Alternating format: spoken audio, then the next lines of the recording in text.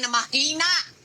Mahina kayong nilalang. Diyos ko, anak ba talaga kita? Bakit naman pa? Alam mo nung ganyang edad ko, walwal kung walwal. Walang uwi yan hanggang umaga.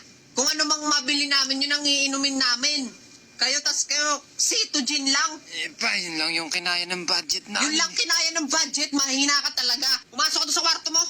Wala kang kwentang anak. Mahina ka mag-inom. Puro ka dahilan. Yun naman kasi ba? Pumasok ka daw. Pa? Papa? Pa? Oh, Pa, hihingi sana ako ng pang-project sa school. project sa school. Opo, pa. Ang pakasinungaling mong bata ka. Wala kang may tatago sa akin. Pwede mo naman sabihin sa akin na mag-iinom kayo.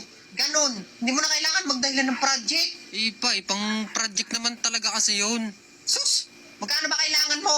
Mga 50 lang pa. 50?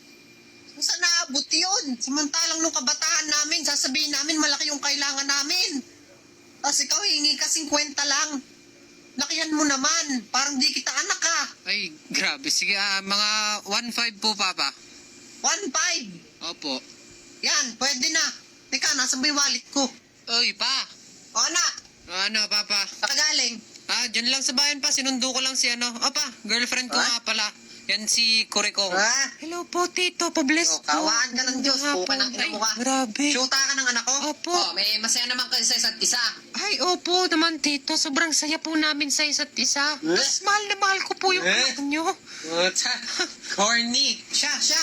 Pasok na kayo dun sa kwarto nyo. Alam ko naman kung kayo yung mag-ano eh. Ano po, Tito?